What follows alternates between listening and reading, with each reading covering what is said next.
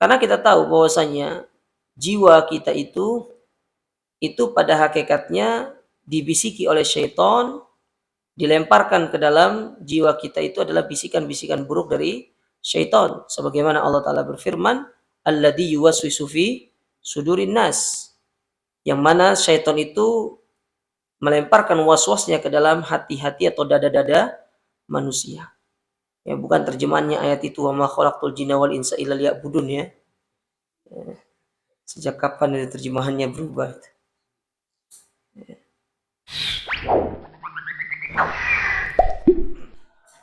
Cek tes tes. Assalamualaikum warahmatullahi wabarakatuh. Alhamdulillahi ala ihsani wa syukru lahu ala taufiqihi wa amtinani. Asyhadu an la ilaha illallah wahdahu la syarika lahu ta'ziman li sya'nih. Wa asyhadu anna Muhammadan ad-da'i ila ridwani. Allahumma salli wa sallim wa ala alihi wa ashabihi wa ikhwani.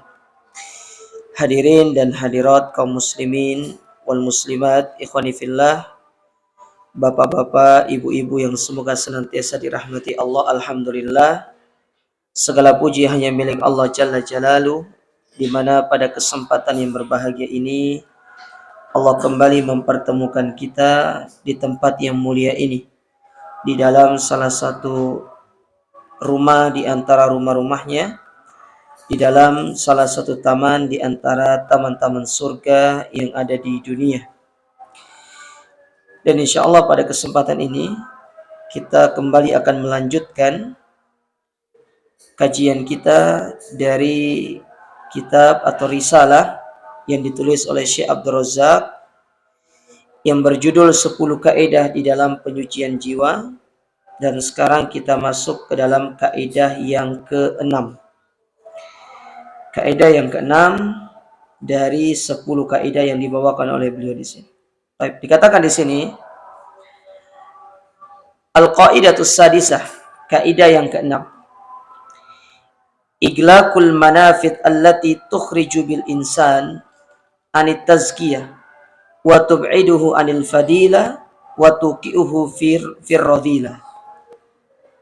Yang artinya menutup pintu-pintu yang bisa mengeluarkan seseorang dari menggapai kesucian jiwanya, serta menjauhkan diri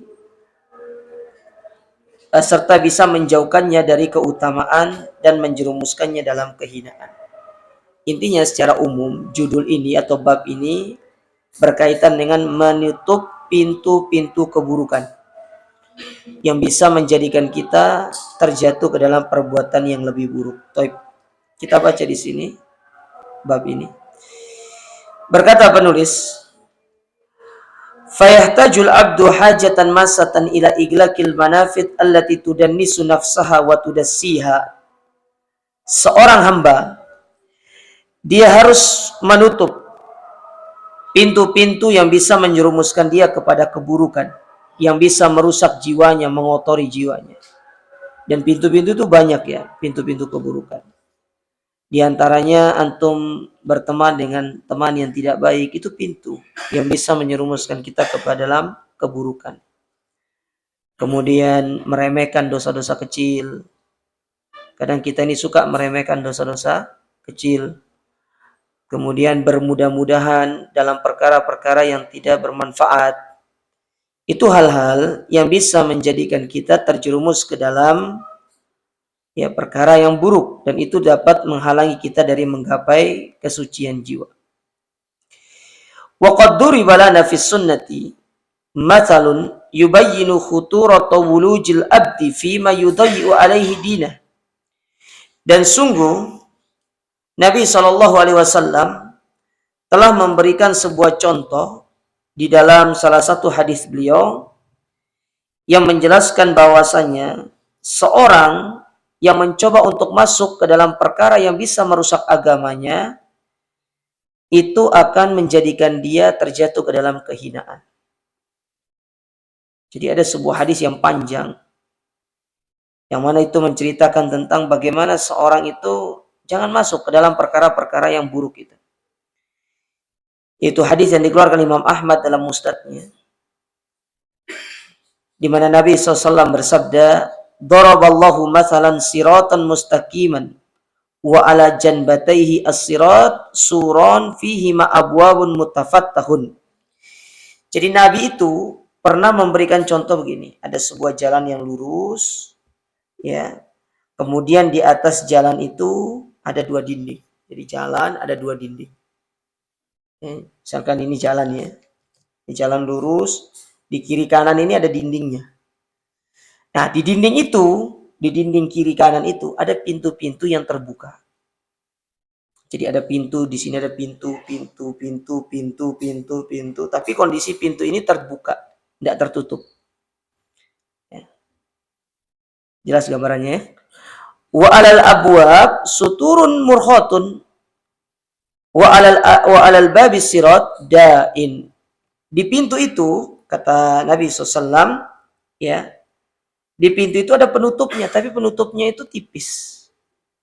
Jadi semacam, ya kayak kalau di rumah tuh semacam horden, tapi horden yang tembus pandang gitu loh. Yang putih itu loh. Biasanya kan kalau kita taruh horden, ada di belakangnya kan putih itu kan. Nah, itu tembus pandang seperti itu. Tipis. Jadi orang kalau ngelihat tuh kayak samar-samar gitu loh. Ingin lihat ke dalamnya, kayak seperti itu. Kemudian kata Nabi SAW, ya, di atas pintu itu ada penyeru. Jadi di setiap pintu itu ada penyerunya. Misalkan di sini ada berapa pintu, di atas satu pintu ada penyerunya, di atas satu pintu ada penyerunya. Ya. Lalu apa kata Nabi SAW? Yaqul ya ayuhan nas udkhulus sirat jami'an. Wahai manusia, hendaklah kalian itu tetap di atas jalan yang lurus ini.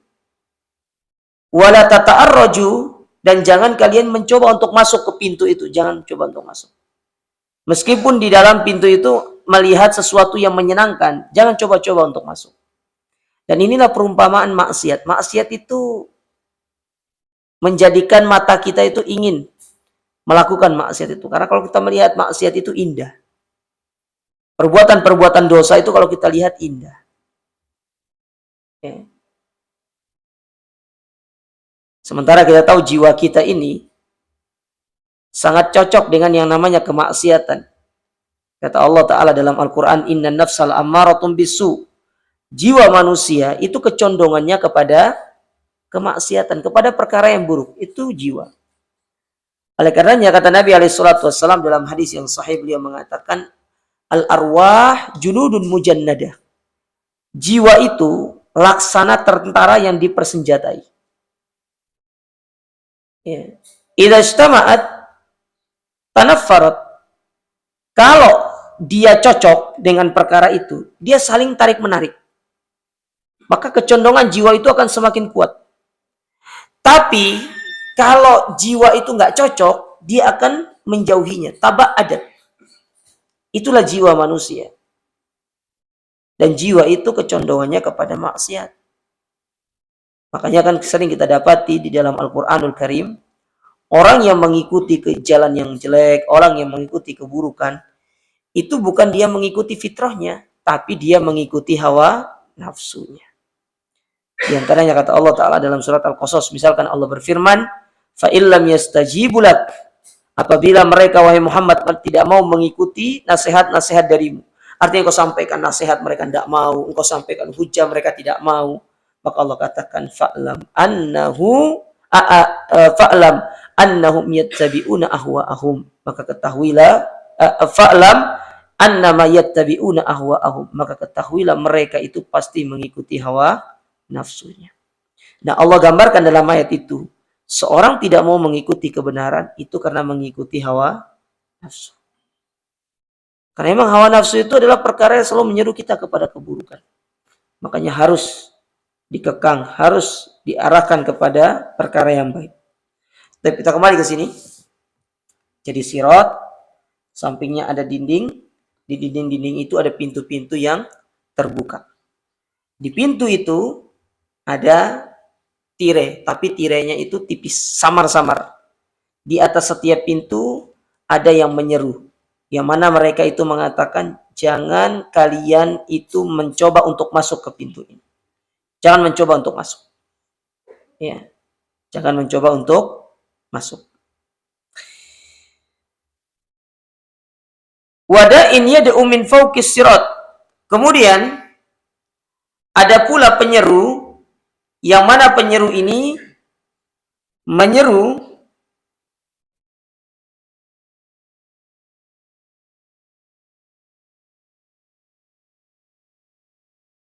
yang mana penyeru ini dia itu berada di atas siratnya, di atas jalannya, bukan di atas pintunya, tapi di atas jalannya. Ya. Berbeda dengan yang di atas pintu. Jadi ada yang di atas jalannya. Fa idza arada yaftahu syai'an min tilkal abwab qala waihak. Kalau ada orang yang ingin mencoba untuk membuka tirai itu dan dia ingin masuk ke dalamnya, maka dia akan mengatakan, celaka. La taftahu. Jangan kalian membuka tirai itu. Fa innaka in taftah talij. Karena kalau kalian membuka tirai itu, pasti kalian akan masuk. Nah, itulah maksiat. Itulah perbuatan dosa. Orang kalau mencoba untuk mendekati perbuatan dosa, dia itu dipastikan akan terjatuh ke dalam perbuatan dosa tersebut. Maka dikatakan oleh Nabi SAW, dijelaskan. Apa sih yang dimaksud dengan sirat, dinding, pintu, tirai, penyeru di atas pintu, penyeru di atas sirat? Maka Nabi SAW mengatakan, was-sirat al-Islam. Adapun jalan yang lurus itu, itulah Islam. Jadi jalan yang lurus itu, itulah agama Islam. Sebagaimana Allah Ta'ala berfirman, wa may yabtaghi ghairal islami dinan falan yuqbala min wa huwa fil akhirati minal khasirin. Orang-orang yang mencari jalan selain daripada jalan Islam tidak akan diterima sama Allah. Karena jalan yang lurus itulah agama Islam. Kemudian kata Nabi SAW, was-suran hududullah. Adapun dua dinding itu, itulah batasan-batasan Allah. Jadi di dalam agama kita itu ada batasannya.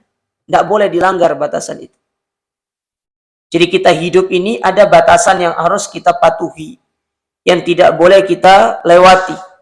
Ibarat kata ya, antum ada zona hijau, ada zona merahnya. Zona hijaunya itu ketaatan, zona merahnya itu kemaksiatan. Antum jangan masuk ke dalam zona merah itu. Zona hijau saja. Antum cari aman aja. Tidak apa-apa antum dikatakan orang yang tidak gentle apa segala macam karena tidak mau melakukan maksiat. Justru kita itu orang-orang yang gentle itu adalah orang yang tidak melanggar peraturan. Yang Allah buat itu namanya orang gentle. Adapun orang-orang yang melanggar peraturan, maka tentu dia adalah orang-orang yang lemah. Karena dia tidak bisa melawan hawa nafsunya. Dia dikalahkan oleh hawa nafsunya. Itu baru hawa nafsu, belum godaan syaitan. Hawa nafsu kita saja sulit untuk kita bendung. Apalagi godaan-godaan syaitan yang ada dalam diri kita ataupun dari luar kita. Yang mana syaitan itu membisikkan ke dalam jiwa-jiwa kita. Membisikkan ke dalam hati-hati kita. Sulit untuk kita bisa menghindarinya kalau kita adalah orang-orang yang tidak bisa mengendalikan jiwa. Oh, jiwa aja tidak bisa dikendalikan. Bagaimana dengan bisikan yang lainnya? Berat. Berat jangan sekalian. Wal abwabul mutafattahun atau mutafattihatun maharimillah. Adapun pintu-pintu yang terbuka itu, kata Nabi SAW, itulah perkara-perkara yang Allah haramkan. Wa dzalika da'i ala ra'sis sirat kitabullah. Adapun sesuatu yang menyeru di atas sirat itu, itulah kitabullah, Al-Qur'anul Karim. Wada'i min fawqis sirat wa idullahi fi qalbi kulli muslim.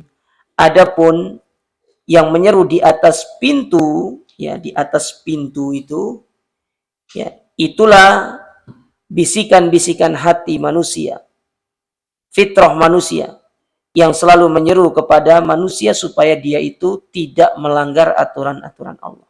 Jadi kita ulangi, sirat itu Islam. Dinding-dindingnya itu hududullah, batasan-batasan Allah.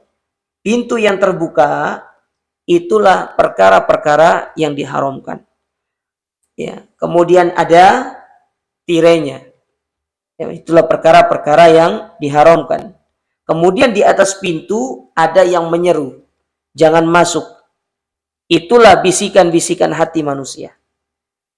Yang menyeru, yang mengajak manusia untuk tidak melanggar, yang mencegah manusia untuk tidak melanggar aturan Allah. Sementara yang menyeru di atas sirat, ya, itulah kitabullah yang selalu mengingatkan kepada kita tentang ancaman-ancaman dari Allah Subhanahu wa taala. Nah, intinya hadis ini tuh ingin menjelaskan kepada kita jemaah sekalian. Jangan mencoba masuk ke dalam kubangan-kubangan maksiat. Jangankan masuk, mencicipi saja tidak boleh. Lihat bagaimana bahasa Al-Quran. Di dalam Al-Quran, apa kata Allah Ta'ala? Wala taqrabuz zina. Jangan dekati zina. Dekati aja itu tidak boleh. Maksudnya mendekati itu adalah mendekati sarana yang bisa membawa antum ke dalam perzinahan. Kalau mendekati sarana saja tidak boleh, apalagi melakukannya. Karena kalau orang sudah mendekati, maka bisa dipastikan dia akan melakukan perkara tersebut. Mungkin dia tidak melakukan yang besar, tapi dia melakukan sesuatu yang dilarang oleh Allah Ta'ala dalam perkara-perkara itu. Maka dalam bahasa-bahasa Al-Quran, kebanyakan Al-Quran, ayat-ayat Allah itu mengingatkan kepada kita jangan mendekati. Ya, jangan mendekati, bukan jangan melakukan, tapi jangan mendekati. Kalau dekati saja tidak boleh, apalagi melakukannya. Ya, namun kita dapati sebagian kaum muslimin, ya, mereka itu aneh. Mereka itu mempelintir ayat-ayat Al-Quranul Karim dengan mengatakan, kan kalau mendekati tidak boleh, berarti kalau melakukan boleh. Ya. Kalau mendekati kan boleh katanya. Kalau mendekati nggak boleh, kalau melakukan boleh. Itu kan aneh. Ya, namanya orang kalau sudah melakukan pasti karena sudah mendekati. Ya, ini pola pikir yang aneh. Makanya kita sebagai seorang hamba itu lurus-lurus saja lah. Ya, kita lurus-lurus saja. Kita ikuti aturan Allah yang berlaku. Ya, kita mengikuti apa yang Allah Ta'ala perintahkan kepada kita melalui lisan Rasulnya. Insya Allah kehidupan kita akan menjadi kehidupan yang nyaman, tentram. Dan kata para ulama, inilah salah satu cara untuk bisa mendapatkan kehidupan yang berkah. Apa sih kehidupan yang berkah itu? Kehidupan yang berkah adalah kehidupan yang kesehariannya selalu dipenuhi dengan nilai-nilai yang itu bisa mendekatkan diri kita kepada Allah. Itu kehidupan yang berkah. Jadi waktu yang berlalu dari diri antum, usia yang berlalu dari diri antum, semuanya itu kita lakukan perkara-perkara yang bermanfaat. Coba kita lihat diri kita ya. Kalau masih ada perkara-perkara yang tidak bermanfaat yang kita lakukan, itu tandanya kehidupan kita belum berkah. Kehidupan kita belum berkah. Nah, ini yang perlu diperhatikan. Ya. Baik. Qala Al-Hafidz Ibnu Rajab Al-Hambali. Berkata Al-Hafidz Ibnu Rajab Al-Hambali rahimahullah di dalam kitab beliau yang berjudul Majmu' Rasail Ibnu Rajab. Beliau mengatakan, "Wa man kana fid dunya qad kharaja 'anil istiqamah 'ala sirat fa fataha abwabal maharim allati fi suturis sirat yumnatun wa yusratun wa dakhala ilaiha sawa'un kanatil maharim minasyahawat aw minasyubhat akhadathul kalalib allati ala dhalika sirat yumnatun wa yusratun bihasbi ma fataha fid dunya min abwabil maharim wa dakhala ilaiha." Baik. Ini perkataan yang bagus. Kata Imam Ibnu Rajab, beliau mengatakan begini, barang siapa yang selama di dunia dia itu keluar dari jalan keistiqomahan, dia keluar dari jalan yang lurus, lalu dia membuka pintu-pintu yang Allah haramkan, yang mana telah dijelaskan oleh Nabi SAW tadi, bahwasanya di samping sirat itu ada pintu-pintu yang terbuka, lalu dia masuk ke dalamnya. Maka perbuatan dia ini diancam dengan dia itu akan dicabik-cabik oleh kalalib. Tahu kalalib kan? Kail itu. yang ada di samping kiri kanan ketika kita melewati sirat, ya, yang dibentangkan di atas neraka jahanam, ya, dibentangkan di atas neraka jahanam, yang mana kita akan berjalan di atas sirat itu dari tempat kita akan start sampai ke dalam surga. Kemudian ada sirat, sirat itu dibentangkan di atas neraka jahanam. Di samping kiri kanan sirat itu ada kalalib. Kata para ulama, kalalib itu seperti mata pancing itu loh. Ya, yang siap untuk mencabik. Nah, yang mana kalalib itu akan mencabik tubuh manusia sesuai dengan kadar dosanya. Jadi ketika kita lewat, dicabik sesuai dengan kadar dosa. Ya kalau kadar dosanya sedikit, maka dengan cabikan itu sudah cukup untuk menghapuskan dosa-dosanya. Tapi kalau dosanya banyak, dicabik-cabik itu tidak cukup, maka dia dimasukkan ke dalam api neraka, nyemplung dia ke dalam api neraka itu. Langsung turun ke dalam api neraka itu untuk membersihkan dosa-dosanya. Mengetahui para ulama berselisih pendapat dalam masalah ini. Apakah yang melewati sirat itu hanya orang Islam saja? Ataukah juga akan dilewati oleh orang-orang kafir? Ada dua pendapat secara umum. Yang mana mereka mengatakan seluruh manusia akan melewati sirat. Ya. Karena dalam firman Allah Subhanahu wa taala, Allah mengatakan ya wa minkum illa wariduha, dan setiap di antara kalian akan mendatangi sirat tersebut. Artinya secara umum manusia itu akan datang melewati sirat itu, entah mukmin entah kafir akan melewatinya. Cuma bedanya kalau orang kafir dia langsung turun ke bawah. Langsung turun. Dia tidak akan berjalan lama di atas sirat kemudian langsung nyemplung ke dalam api neraka. Tapi kalau orang mukmin dia akan berjalan, seiring dia berjalan dia akan dicabik-cabik dengan kalalib tersebut. Kalau tidak cukup dengan cabikan itu maka dia akan dijatuhkan ke dalam neraka jahanam. Ini pendapat yang pertama. Adapun pendapat yang kedua mengatakan orang kafir dia tidak akan melewati sirat. Karena dia akan langsung dibawa oleh para malaikat menuju neraka jahanam tersebut. Jadi yang akan melewati sirat itu hanyalah orang-orang yang beriman. Hanya orang-orang yang beriman. Wallahu a'lam dalam masalah ini pendapat yang mana yang lebih kuat. Tapi saya pribadi lebih condong kepada pendapat yang kedua. Yang hanya melewati sirat itu adalah orang-orang yang beriman. Terlepas nanti pendapat yang pertama lebih benar, maka tidak apa-apa untuk antum mengikuti pendapat yang pertama. Iya. Jadi dicabik. Seiring dengan sejauh mana kita membuka pintu-pintu yang diharamkan itu. Oleh karena jamaah sekalian, jangan coba-coba melakukan perbuatan maksiat. Karena kalau kita sudah terjatuh dalam perbuatan maksiat, maka pasti kita itu akan merasa nyaman dengan maksiat itu. Karena ingat, maksiat itu sebagaimana kata para ulama, dia itu punya kelezatan. Tapi kelezatan yang sifatnya sesaat. Orang berzina itu lezat. Tapi setelah kelezatan itu tidak ada lagi kelezatan itu. Yang ada adalah kegelisahan, keguna-gulanaan. Antum melihat para pemuda-pemudi di luar sana yang berzina itu. Mereka ketika berzina nyaman mereka. Tapi setelah perzinahan itu terjadi, apa yang terjadi? Mereka mulai berpikir, nanti anak orang hamil. Kalau dia hamil gimana? Akan menjadi aib. Begini dan begitu segala macam. Mulailah timbul masalah-masalah yang lainnya. Banyak yang terjadi. Ya. Orang mencuri. Antum kira orang mencuri itu enak hidupnya? Enggak. Setelah mencuri dia berpikir, ya, bagaimana orang akan mencari dia, polisi mencari.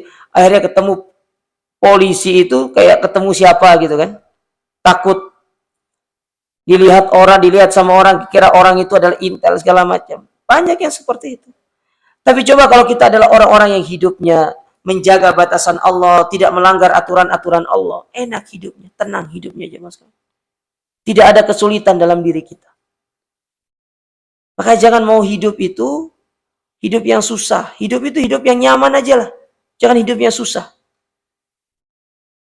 Kita ini sudah terlalu banyak masalah dalam hidup ini. Jangan ditambah dengan kemaksiatan itu. Maka Nabi memberikan solusi kepada kita. Kalau kita terjatuh dalam maksiat, segera barangkan kemaksiatan itu dengan perbuatan baik, dengan istighfar, dengan bertobat. Maka itu yang akan menghapus kemaksiatan itu dan akan memberikan ketenangan kepada hati-hati kita. Sebagaimana Nabi SAW mengatakan Dalam hadis yang sahih beliau mengatakan innal abda idza akhta'a khati'atan nukitat fi qalbihi nuqtatun sauda. Seorang hamba apabila dia melakukan perbuatan dosa, lalu dia itu ya melakukan dosa tersebut, akan diletakkan satu titik hitam dalam hatinya. Wa in sukila summa taba wastaghfara wa in taba wastaghfara sukila qalbu. Tapi kalau dia bertobat, dia beristighfar, maka hatinya akan dibersihkan oleh Allah Subhanahu wa taala. Itulah ron yang menyebabkan hati itu gelisah, hati itu tidak tenang, hati itu tidak nyaman, hati itu menjadi gundah gulana karena perbuatan maksiat yang kita lakukan. Maka kita katakan, tidak ada orang maksiat itu tenang. Antum kira orang minum-minum keras itu tenang? Jangan. Antum kira mereka yang pergi ke diskotik itu tenang hidupnya? Tidak. Wallahi, tidak ada ketenangan. Kalaupun mereka mengatakan, saya tenang, saya enjoy, kita katakan ketenangan yang sesaat, kesenangan yang sifatnya sesaat, bukan ketenangan dan kesenangan yang sifatnya abadi.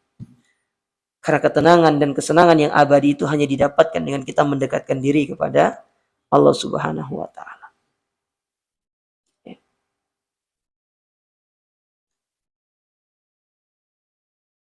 Akhirnya banyak orang bunuh diri lantaran karena narkoba, banyak orang bunuh diri karena kecanduan ini. Allah, kasihan. Coba lihat orang-orang yang sudah bertobat dari kemaksiatan. Mereka menyesal bagaimana dahulu mereka melakukan keburukan-keburukan tersebut. Sampai-sampai mereka bertanya dalam diri mereka, apakah saya dimaafkan atau tidak oleh Allah Ta'ala. Itu menunjukkan tidak ada ketenangan yang dirasakan bagi orang-orang yang mencari ketenangan bukan dalam perkara yang disyariatkan. Antum mau sekuat apapun mencari ketenangan, kenyamanan dari perkara yang tidak disyariatkan, tidak akan pernah mendapatkan ketenangan tersebut. Kita katakan kalau ada sesaat, hanya di saat itu saja. Setelah itu yang ada kegundah-gulanaan lagi, ketidaktenangan lagi, kegelisahan lagi yang ada dalam diri kita. Tapi kalau antum mendekatkan diri sama Allah, ya beribadah sama Allah, sholat, baca Quran, ya berzikir, ya mengingat Allah, menangis akan perkara-perkara yang pernah kita lakukan dari perbuatan dosa, itulah yang akan menenangkan jiwa kita. Itulah yang akan memberikan ketenangan ke dalam diri-diri kita. Coba amalkan perkara ini. Coba lihat Nabi SAW. Ketika beliau itu mendapatkan musibah, beliau bilang kepada Bilal, ya Bilal, arihna bis salat. Wahai Bilal, coba tenangkan kita dengan salat. Artinya Nabi itu ingin menunjukkan ketenangan yang sejati itu kita dapatkan dengan ibadah. Tidak pernah untuk mendapatkan riwayat kalau Nabi itu lagi gundah gulana, lagi bersedih, beliau memanggil para sahabat, ayo kita pergi berkuda, ayo kita pergi memanah, ayo kita pergi ke kebun kurma. Tidak ada. Tidak ada seperti itu. Tapi Nabi mengajak untuk ibadah kepada Allah. Nabi mengajak para sahabat untuk bagaimana berzikir kepada Allah. Karena itulah yang bisa menenangkan hati kita, menenangkan jiwa kita. Oleh karenanya kata para ulama, sebagaimana disebutkan Ibnu Taimiyah, kata Imam Ibnu Taimiyah rahimahullahu ta'ala, beliau mengatakan, zikir terhadap hati itu ibaratkan air terhadap ikan. Ya. Idza kharaja samaku minal ma, apa yang terjadi? Apabila ikan keluar dari air, kira-kira apa yang terjadi? Hidup atau tidak? Dia akan hidup. Maka berzikir kepada Allah, ya, mengingat Allah, melakukan apa-apa yang Allah perintahkan kepada kita, itulah yang bisa menenangkan jiwa kita. Namun sebaliknya, melanggar batasan Allah, masuk ke dalam perkara yang diharamkan, maka itulah yang akan menjadikan kita semakin gelisah dan semakin sulit untuk mendapatkan yang namanya kesucian jiwa. Baik. Allah Subhanahu wa taala berfirman,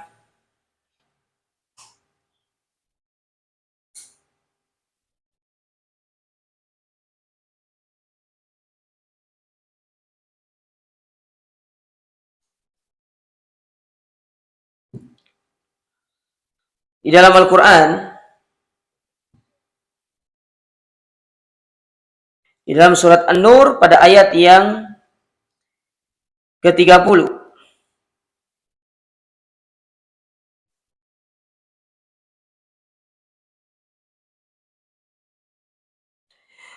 Kata Allah Subhanahu wa taala, "Kullil mu'minin yaghuddu min absarihim wa yahfadhu furujahum. Dzalika azka lahum innallaha khabirum bima yasnaun." Kata Allah Subhanahu wa taala, katakanlah kepada orang-orang yang beriman untuk mereka menundukkan pandangan-pandangan mereka dan menjaga kemaluan-kemaluan mereka. Karena yang demikian itu lebih baik dan lebih suci bagi mereka. Dan sesungguhnya Allah itu Maha mengetahui apa yang kalian kerjakan. Allah itu Maha mengetahui apa yang kalian kerjakan. Baik. Qala Abu Hayyan Al-Andalusi. Berkata Abu Hayyan Al-Andalusi, beliau menjelaskan tentang ayat ini, memberikan sedikit penjelasan terkait ayat ini. Ya, beliau mengatakan, "Quddima ghaddul basar ala hifdzil farji li'anna an-nadhar bariduz zina." Allah Subhanahu wa taala di dalam ayat ini menjelaskan tentang menundukkan pandangan terlebih dahulu daripada menjaga kemaluan. Karena pandangan itu merupakan pos awal dari menuju perbuatan zina. Dari tidak bisa jaga pandangan, akhirnya terfitnah. Kalau sudah terfitnah, berupaya untuk bagaimana merealisasikan fitnah tersebut di dalam perbuatan. Waraidul fujur. Ya. Kemudian kata beliau, kalau sudah itu kita masuk ke dalam pos yang pertama itu, maka itulah yang akan mengantarkan kita kepada kefujuran atau kefajiran, perkara-perkara yang buruk, yaitu perbuatan zina. Wabal wafihi asyaddu wa akthar. Ya, dan musibah di dalamnya itu lebih parah dan lebih banyak, kata beliau. Jadi didahulukan penyebutan menjaga pandangan daripada menjaga kemaluan. Karena ini merupakan titik awal kita itu melakukan perbuatan zina. Perbuatan-perbuatan buruk. Bukan hanya zina, tapi yang lainnya. Ya, makanya pandangan itu harus dijaga. Mata itu harus dipelihara. Jangan terlalu mudah mengumbar pandangan. Apalagi kita tahu negeri kita ini ya jemaah, wallah, negeri kita ini. Negeri yang dimana aurat terbuka di mana-mana. Antum keluar rumah, belok kanan aurat, belok kiri aurat. Masuk minimarket aurat, masuk pasar aurat.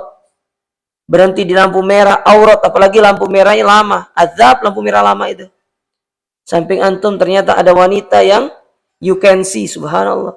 Antum mau maju juga melanggar kena tilang. Ya mau di situ juga kadang-kadang iman gak kuat. Sudah berupaya menjaga pandangan, tapi ternyata tetap godaan setan itu disuruh, gak apa-apa lihat dikit. Ya, setelah itu bisa istighfar katanya. Iya kalau bisa istighfar. Tahu-tahunya setelah itu antum tabrakan gimana? Nggak ngerti kita. Ya.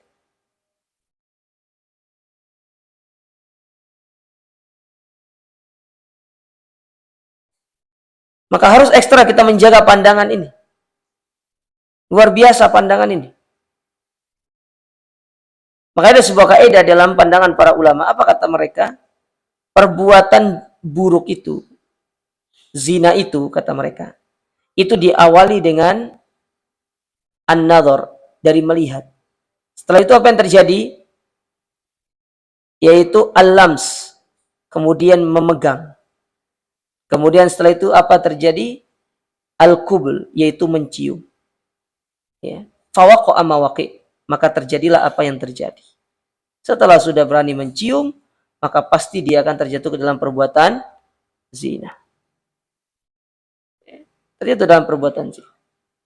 Sama orang terjerumus ke dalam narkoba. Itu kan berawal dari teman yang buruk. Teman yang buruk, berteman. Akhirnya temannya mengajak kepada perkara-perkara yang jelek. Pertama dari diajak duduk-duduk nongkrong, tidak ditawarkan. Karena sudah lama di situ ditawarkan untuk merokok segala macam. Setelah merokok diajak untuk minum minuman keras.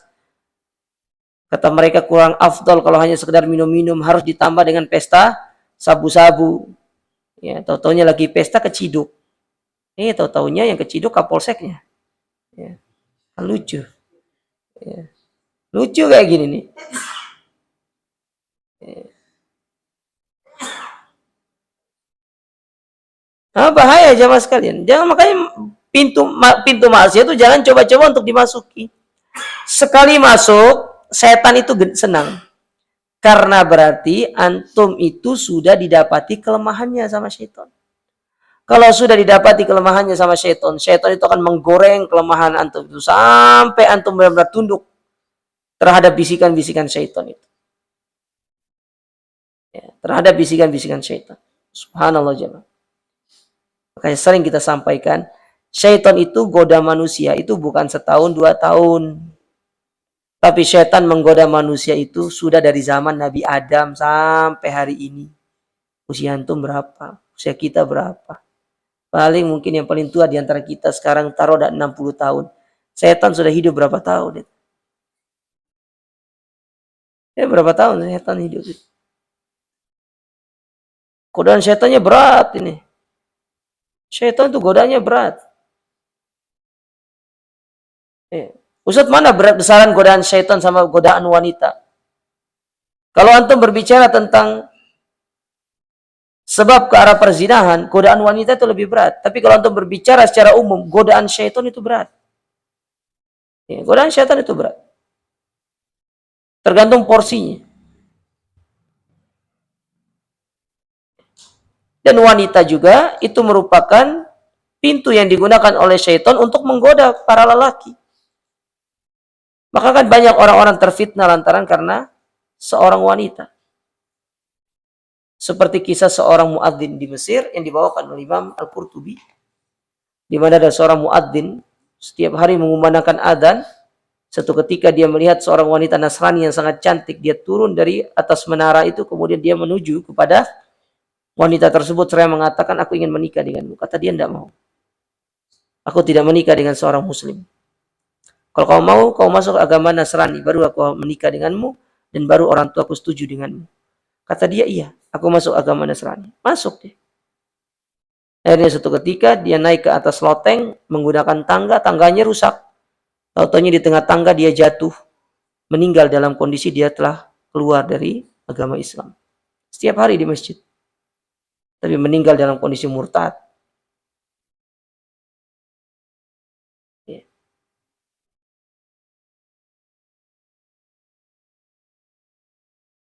Nah, itu salah satu pintu syaitan. Oleh karenanya, ini nasihat kepada para ibu-ibu. Simak sabda Nabi SAW. Kata Nabi SAW, "Idza kharajatil mar'atu min baitiha istasrafa syayatin." Kalau seorang wanita itu keluar dari rumahnya, maka setan itu akan menghiasi wanita itu. Antum lihat istri antum biasa, tapi lihat yang bukan istri antum luar biasa. Betul kan? Padahal jelek loh. Istri antum tuh cantik. Kembang desa loh istri antum tuh. Tapi lihat wanita yang di luar sana. Nggak cantik padahal.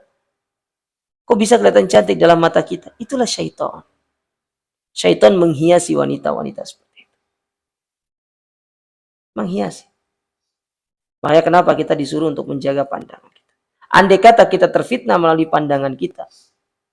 Maka Nabi berpesan kepada kita, di rumahmu itu ada yang semisal dengan apa yang kau lihat dan itu jauh lebih baik bagimu. Datangi dia. Namun kadang-kadang kita repot juga pas kita datangi, istrinya bilang, aduh maaf mas, saya lagi halangan katanya. Ya, repot juga kalau kayak gitu. Ya, makanya antum harus punya istri lebih dari satu itu.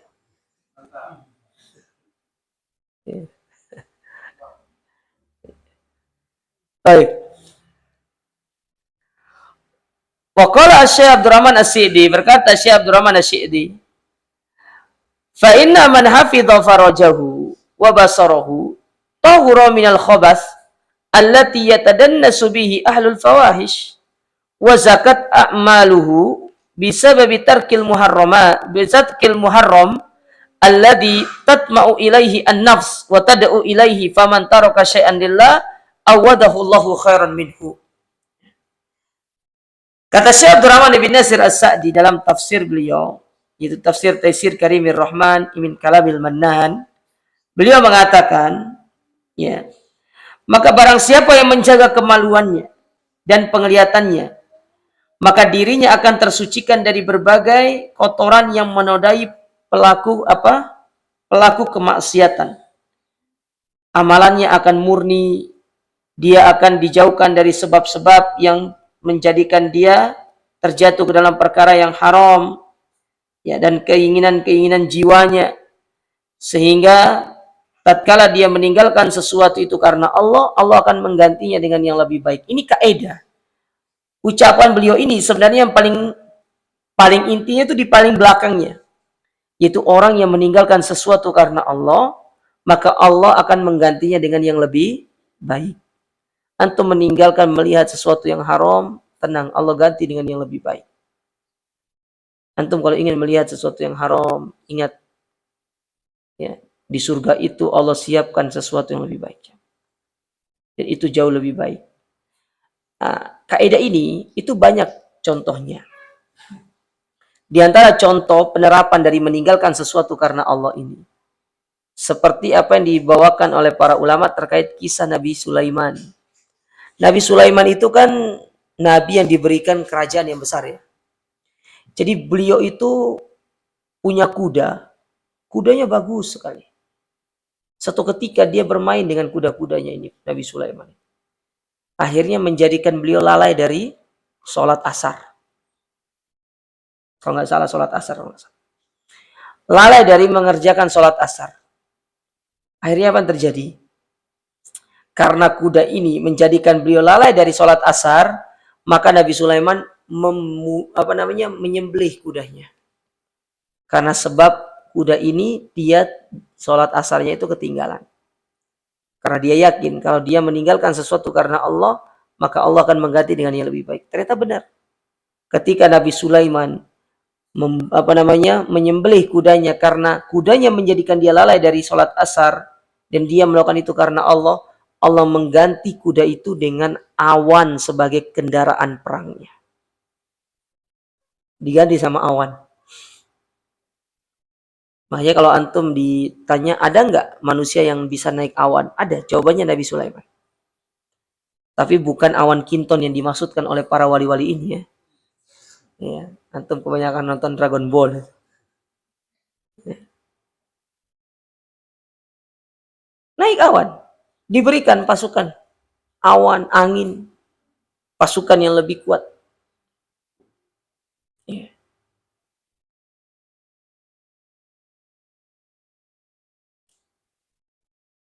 Contoh yang lain yang dibawakan oleh para ulama terkait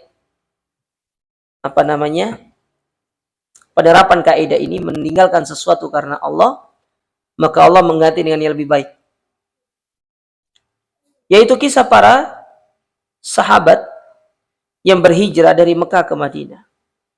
Mereka meninggalkan harta-harta mereka di kota Mekah. Sesampai di Madinah, Allah ganti dengan yang lebih baik. Allah mengganti dengan yang lebih baik, dengan yang lebih berkah. Maka coba lihat, banyak para sahabat yang sampai saat ini mereka itu masih mendapatkan pahala dari harta mereka itu, sampai hari ini masih dapat pahala mereka, masih terus mengalir. Seperti contoh Utsman bin Affan. Utsman bin Affan itu punya kebun, punya sumur. Yang mana kebun dan sumur itu masih sampai hari ini itu dimanfaatkan untuk kemaslahatan kaum muslimin. Artinya selama sumur itu dimanfaatkan, selama itu pula pahalanya terus mengalir. Oleh karenanya Nabi SAW pernah mengatakan, di antara amalan yang pahalanya itu terus mengalir, pahalanya itu terus mengalir, selain daripada 3 yang disebutkan oleh Nabi SAW, anak yang soleh, kemudian ilmu yang diamalkan, harta yang disedekahkan. Ada amalan-amalan yang lain, seperti yaitu kita membangun sumur. Itu adalah amalan yang besar pahalanya. Dan pahalanya itu bisa terus mengalir selama sumur itu dipakai. Makanya coba untuk lihat, ya. Saya dulu pas waktu masih tahun berapa itu, sempat mengabdi di satu yayasan dari cabang di Dubai sana. Ya, nanti antum lihat pelangnya di depan di masjid ini tuh ada pelangnya. Di situ saya pernah ngabdi dulu. Ya. Proyek yang paling banyak dari yayasan itu tuh satu masjid, dua sumur. Karena mereka mengamalkan hadis Nabi SAW. Sumur. Ya. Itu penting sumur itu. Ya, penting. Karena memberikan kepada orang itu air, itu suatu hal yang sangat luar biasa. Itu amalan yang besar pahalanya. Sumur. Tapi kalau antum tidak mampu, ya tidak apa-apa. Tidak ada masalah. Kalau antum mampu, itu lebih baik. Nah, jadi meninggalkan sesuatu karena Allah, maka Allah akan mengganti dengan yang lebih baik. Walidha kana min husni islamil mar'i tarkuhu ma la ya'ni min fudulil kalam wan nadhar wal ghairi dzalik. Oleh karenanya di antara tanda baiknya keislaman seseorang itu meninggalkan sesuatu yang tidak bermanfaat, di antaranya meninggalkan perkataan atau pembicaraan-pembicaraan yang nggak penting. Jadi pembicaraan nggak penting itu nggak usah antum lakukan. Contoh pembicaraan nggak penting nih yang sering terjadi, yaitu perdebatan. Itu nggak penting. Antum nggak usah debat, itu nggak penting. Wallahi nggak penting. Baik itu di medsos ataupun kehidupan-kehidupan yang sifatnya real seperti ini, nggak usah. Nggak penting. Buang-buang waktu debat itu. Boleh antum debat dengan satu syarat. Ya, antum debat itu karena mencari kebenaran, bukan mencari pembenaran. Tapi umumnya debat itu rata-rata mencari pembenaran. Umumnya debat seperti itu. Makanya kita kenal dengan istilah debat kusir. Kenapa debat kusir? Yang debat ya kusir itu kalau debat, dia ingin tahu dirinya yang paling benar. Tapi kalau orang alim, debat itu beda. Dia hanya menyampaikan hujah. Orang menerima terserah. Itu yang terbaik. Tidak menerima juga itu urusan dia. Itu namanya orang debat. Menyampaikan secara ilmiah. Dari keilmuannya. Kalau kita kan bukan menyampaikan secara ilmiah. Kita menyampaikan secara kopas, copy paste. Di blog-blog, di website, di kopas. Bukan dari ilmu yang berasal dari dalam hati kita. Kita kalau debat sama orang kan, apalagi di medsos, lama balasnya. Kenapa lama balasnya? Karena masih cari dalilnya di Google. Kalau nggak ketemu, baru jalan yang terbaik apa? Tanya Ustadz. Ustadz apa dalilnya ini? Ya, nanti Ustadz yang ngasih, tiba-tiba ada pertanyaannya, pertanyaan Ustadz.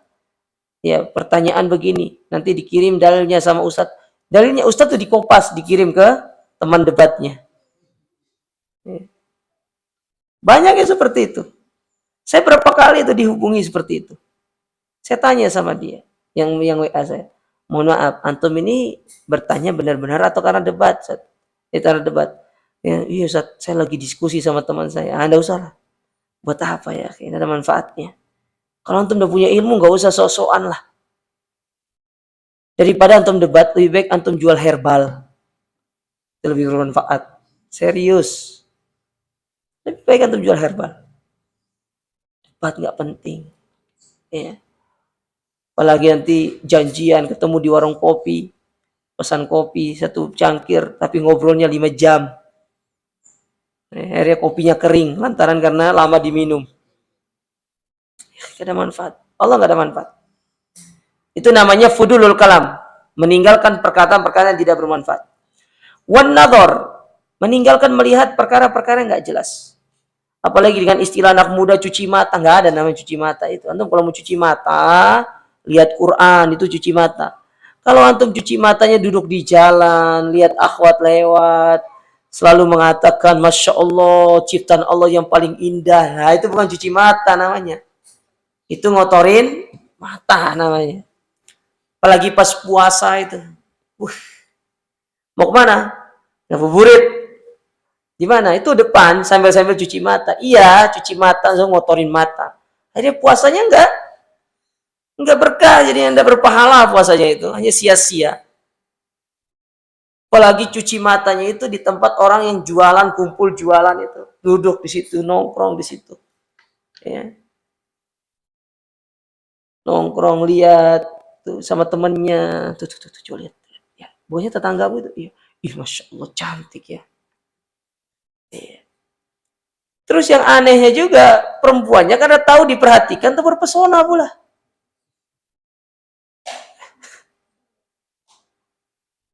Subhanallah. Makanya kalau antum mau belanja nanti pas puasa ngabuburit, jangan sendiri, antum sama istri. Biar antum ada topengnya. Ya, kan kalau sama istri itu biasanya kan jarang, tidak berani ngelihat wanita lain kan. Ya, takut ngelihatnya. Ya, jangan. Ini hal-hal yang merusak mata duduk di pinggir jalan. Lihat, Nabi SAW ketika bertanya kepada para sahabat, iyyakum wal julus biturukot, jangan duduk di pinggir jalan. Kata mereka, malah namin majlisina but, kami tuh dulu terbiasa duduk pinggir jalan ini ya Rasulullah. Kami jadikan ini tempat nongkrong. Kalau antum pernah dengar istilahnya orang-orang Arab itu, dia bilang majelas gitu loh. Kita ini majelas di sini, duduk gitu loh. Nongkrongnya di sini. Nongkrong itu bahasa Arabnya itu majelas. Itu nongkrong. Biasanya orang ngaji itu sudah ngerti dia. Mau kemana? Mau majelas biasanya. Tapi nggak tahu antum pun nggak tahu istilah itu. Jadi kalau antum mau nongkrong, bilang sama istri, mau kemana? Saya mau majelas. Nongkrong itu majelas. Ya. Nah kata para sahabat, kami itu terbiasa duduk begini itu terbiasa. Di masa jahiliyah terbiasa. Iya, masalah sekarang ini Islam datang. Ada aturan. Duduk di pinggir jalan itu ada aturan. Maka Nabi mengatakan boleh kalian duduk pinggir jalan. Tapi dengan beberapa syarat. Satu, kalau ada orang yang mengucapkan salam, wajib menjawab salam. Itu yang pertama. Yang kedua, tundukkan pandangan. Jangan melihat kepada yang diharamkan. Wah, berat kalau ini. Apalagi kalau kita duduk nongkrong pinggir jalan kan otomatis pasti kita itu terdistrak dengan seseorang yang lewat. Ya. Seorang yang lewat. Ya, lihat. Dan kadang-kadang kita dapati diri kita itu bukan hanya sekedar melihat seperti ini. Ya. Tapi melihatnya itu seperti kipas angin yang berjalan. Kan gitu kan? Gitu kita. Ya.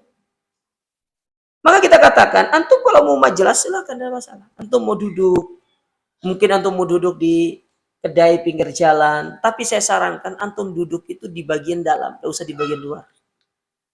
Ya, karena bahaya.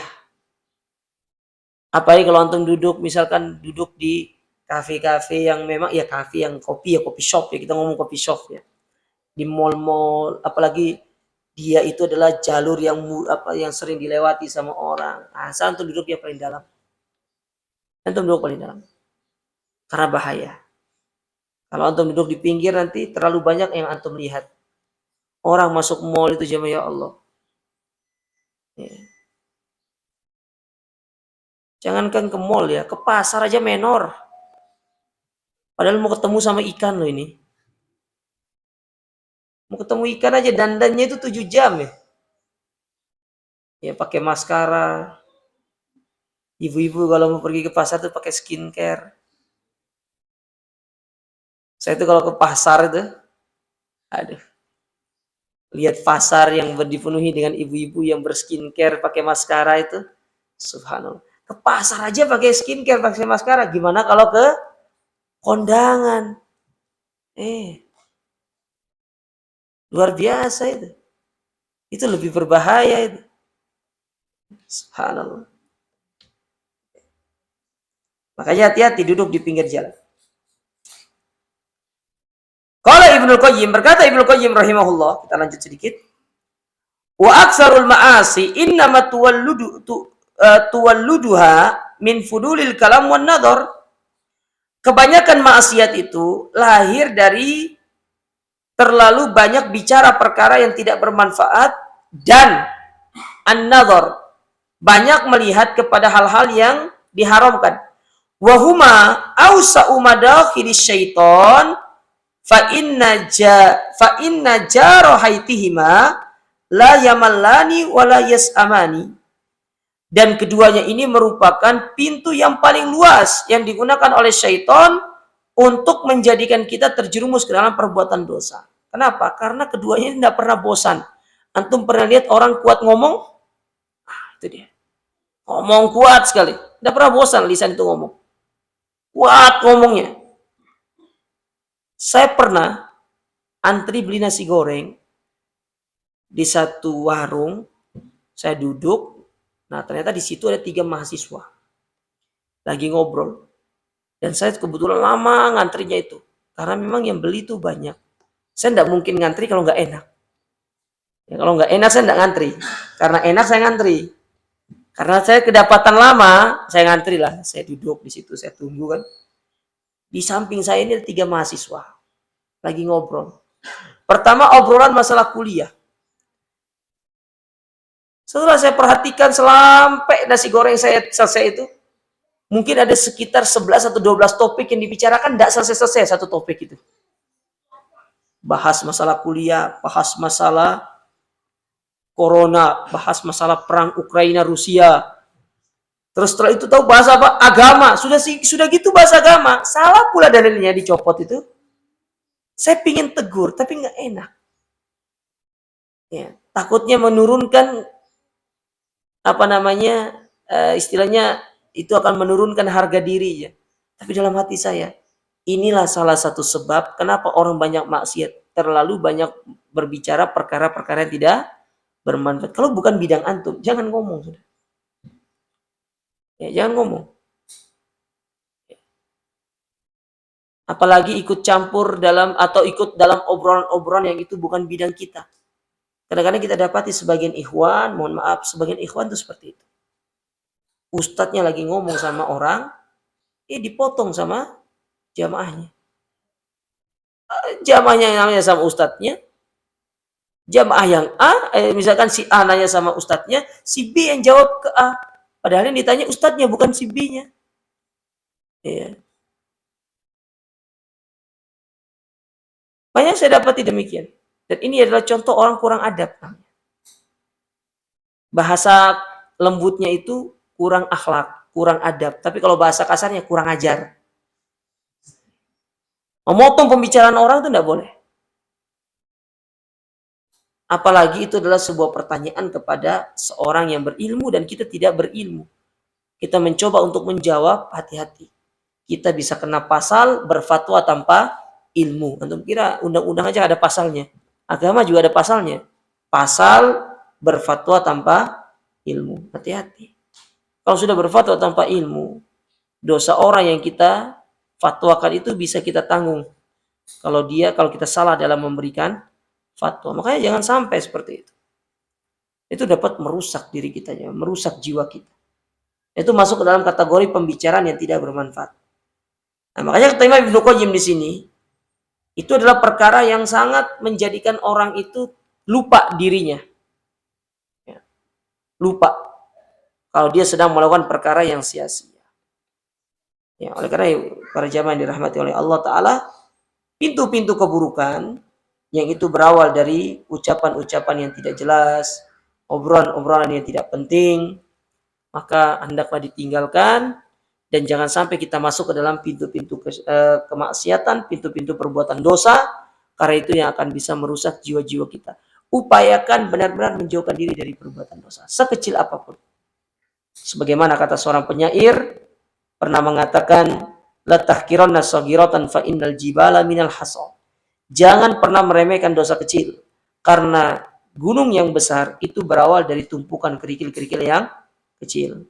Orang akan terbiasa melakukan dosa besar karena dia meremehkan yang namanya dosa-dosa kecil.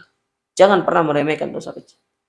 Ketika kita terjatuh dalam dosa kecil, segera kita itu beristighfar kepada Allah, bertobat kepada Allah, minta ampun kepada Allah atas dosa-dosa tersebut, sehingga kita tidak termasuk orang-orang yang musirrun. Musirrun itu adalah orang-orang yang meremehkan dan terbiasa melakukan dosa-dosa kecil.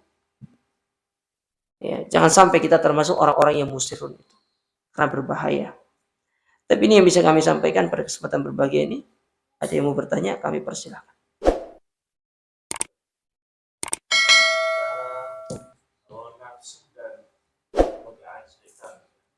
Itu apakah ada perbedaannya? Karena kalau mama kita tahu kalau itu godaan setan, kan kita bacain tahu hilang kan. Tapi ketika ada apa namanya hawa nafsu yang kayak menggebu-gebu gitu kan, itu untuk meredamnya itu apakah ada amalan lain yang bisa orang sama? Ya. Ya.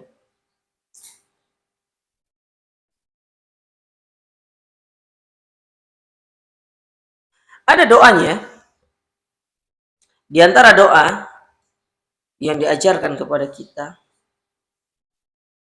untuk kita berlindung dari buruknya hawa nafsu kita. Nabi SAW pernah bersabda agar kita itu dijaga oleh Allah Ta'ala dari nafsu yang buruk, dari jiwa yang menyeru kita kepada keburukan. Itu dalam hadis yang diriwayatkan Imam Tirmidzi. Kata Nabi SAW, Allahumma inni a'udzubika min munkaratil akhlaq wal a'mal wal ahwa.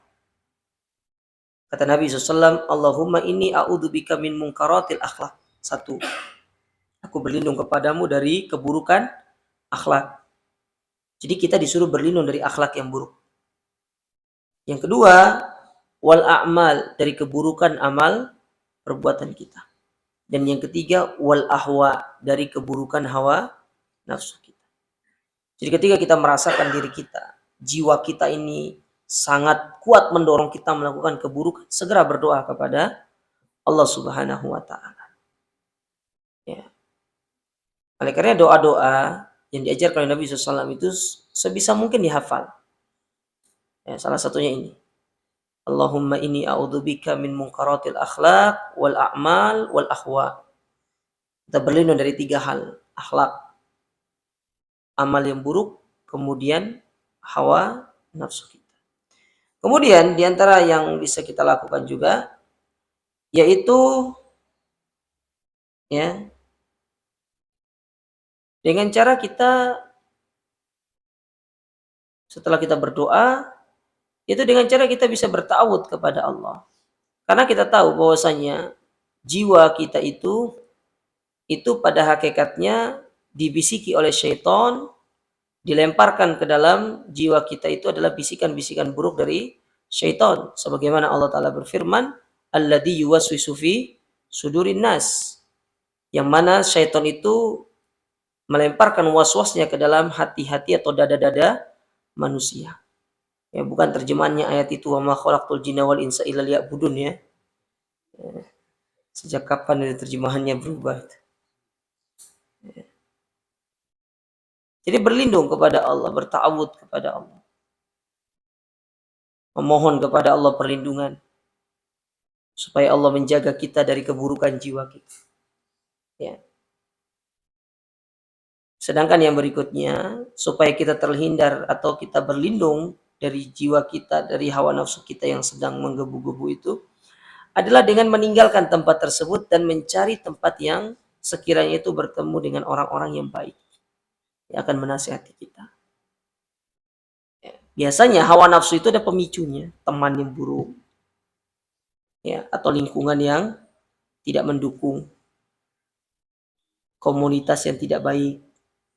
Maka tinggalkan, cari teman yang baik. Itu pemicunya seperti itu.